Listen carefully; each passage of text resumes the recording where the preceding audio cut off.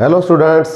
तो अज आप पढ़ांगे बच्चों बंगाल की दोहरी शासन प्रणाली। तो भारत में ईस्ट इंडिया कंपनी की स्थापना वाला अपना चैप्टर पढ़ रहे सी। प्लासी की लड़ाई पढ़िया, आप बक्सर की लड़ाई पढ़िया, करनाटका दी 3 लड़ाइयाँ पढ़िया। तो अज आप पढ़ांगे बंगाल की दोहरी शासन प्रणाली, ड्यूल सिस्टम या ड्यूल गवर्नमेंट इन बंगाल। तो इसका क्रैडिट किसनूं जाता है बच्चों? रॉबर्ट क्लाइव, जिहड़ा कि बंगाल दे विच भारत दे विच बंगाल दे विच अंग्रेज़ां दा पहला गवर्नर सी। ईस्ट इंडिया कंपनी का पहला गवर्नर सी। इसनूं ही भारत दे विच अंग्रेजी साम्राज का मोढी कहा जाता बच्चों। तो वास्तविक संस्थापक कौन है? वह है रॉबर्ट क्लाइव। अंग्रेजी साम्राज का मोढी भारत में रॉबर्ट क्लाइव। और ये इसकी सैकेंड टर्म सी जदों इसने बंगाल दे विच दोहरी शासन प्रणाली शुरू की 1765 तो 67 तक। दूसरी बार जदों ये गवर्नर बन के आया। और बक्सर की लड़ाई आप पढ़िया सी बच्चों, द बैटल ऑफ बक्सर 1764 में जिहड़ी हुई सी। बंगाल के नवाब और अवध का नवाब शुजाउद्दौला, शाह आलम दूजा जिहड़ा कि भारत विच मुगल बादशाह सी उस टाइम। तो तिन्हां दे विचकार लड़ाई हुई सी और जित किन्हां दी हुई सी? अंग्रेज़ां दी। और इस तो बाद रॉबर्ट क्लाइव ने जिहड़ी है वो एक संधि साइन की सी, ट्रीटी ऑफ इलाहाबाद 1765 दे विच हुई सी। 12 अगस्त जिहड़ी कि पहली संधि सी क्लाइव और शाह आलम दूजे दे विचकार। तो आप बक्सर की लड़ाई में पढ़िया सी बच्चों। बक्सर की लड़ाई जी इलाहाबाद की संधि नाल खत्म हुई सी। तो इस संधि जी कि पहली संधि हुई सी, दूसरी संधि हुई सी 16 अगस्त 1765 नूं किस दे विचकार? क्लाइव अते अवध के नवाब शुजाउद्दौला दे विचकार। तो पहली संधि बड़ी इंपॉर्टेंट है। तो इस संधि के अकॉर्डिंग की मिल गया सी क्लाइव नूं? बंगाल, बिहार अते उड़ीसा दी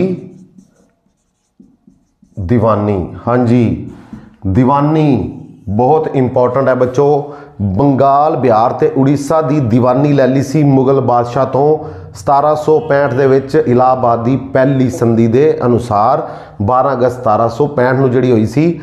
और दीवानी रॉबर्ट क्लाइव ने जिहड़ा दीवानी के अधिकार जिहड़ा ईस्ट इंडिया कंपनी नूं दवा दिते।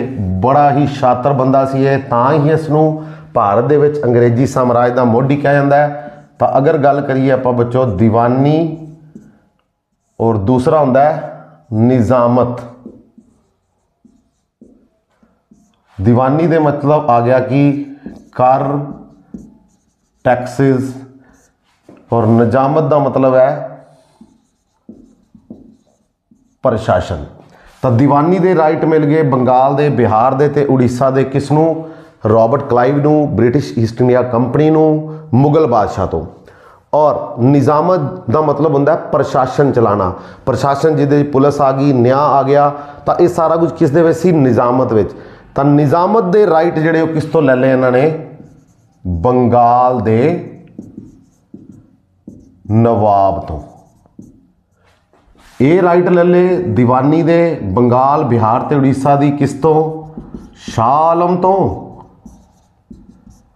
और बंगाल दे नवाब तो ले ले निजामत दे right Robert Clive. Very clever, Clive clever. तो उसने ये बड़ी चाल चली, कर, टैक्सिस सारा, यानी कि हुण सीधे ही लोग जिहड़े ने ब्रिटिश ईस्ट इंडिया कंपनी दे वो बंगाल, बिहार ते उड़ीसा के लोगों तो की इकट्ठा करनगे? टैक्स इकट्ठा करनगे, मालिया इकट्ठा करनगे। सारा माल कौन लै जाणगे? ब्रिटिश ईस्ट इंडिया कंपनी वाले। हाँ जी, निजामत प्रशासन के राइट उन्होंने ले ले बंगाल के नवाब तो। और बंगाल का नवाब बन गया एक तरह का पपेट, कठपुतली। उसका काम की सी? हुण सिर्फ शांति अते व्यवस्था नूं कायम करना। शांति अते व्यवस्था, law and order, peace and law and order नूं कायम रखना। बस सिर्फ वो नाम का नवाब सी। और क्योंकि किसी भी देश ਨੂੰ सरकार ਨੂੰ ਰਾਜ ਨੂੰ ਚਲਾਉਣ ਵਾਸਤੇ ਸਭ ਤੋਂ ਇੰਪੋਰਟੈਂਟ ਹੁੰਦੇ ਨੇ ਟੈਕਸਿਸ और वो किन्ना को आ गए ब्रिटिश ईस्ट इंडिया कंपनी को आ गए हुण कंपनी ने हौली हौली की है अमीर होना शुरू होगी कंपनी हाँ जी बंगाल बिहार उड़ीसा की दीवानी मिल गई निजामत के राइट मिल गए तो कंपनी नूं फायदा ही फायदा होना सी तो उस तो बाद भी निजामत वाला भी जिहड़ा पार्ट सी वो रॉबर्ट क्लाइव ने जिहड़ा इस दे लई की कर दिता एक नवीं पोस्ट क्रिएट की डिप्टी दीवान ਜਾਂ डिप्टी सूबेदार ਤਾਂ इस पोस्ट के लिए मुहम्मद रजा खान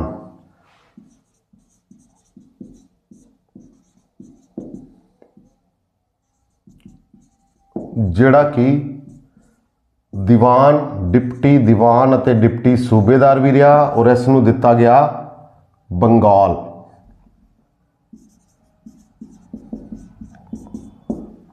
और बिहार दे लई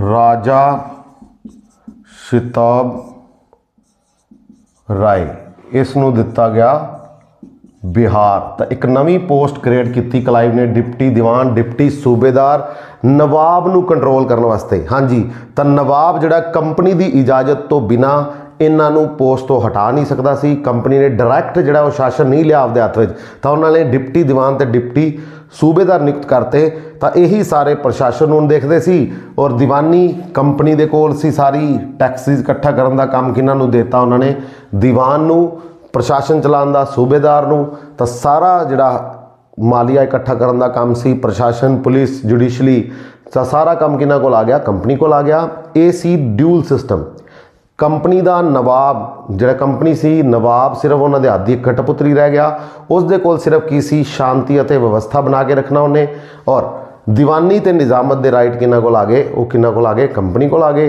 और जिहड़ा राजा सी नवाब सी बंगाल का उसका काम सी सिर्फ तो सिर्फ लॉ एंड ऑर्डर नूं मेनटेन करना वो सिर्फ नाम का शासन सी सारियां शक्तियां सारियां पावरां क्लाइव ने किन्हां नूं देतियां कंपनी नूं दवा दित्तियां और दो बंदे अपॉइंट कर दिते मोहम्मद रजा खान और शितब राय और 1772 दे विच जदों वॉरेन हेस्टिंग्स बंगाल का गवर्नर जनरल बन के आया तो उसने जिहड़ा इस सिस्टम नूं जिहड़ा की करता एबॉलिश्ड करता खत्म कर दिता ड्यूल सिस्टम नूं वैरी इंपोर्टेंट क्वेश्चन शुरू किने कीता सी रॉबर्ट क्लाइव ने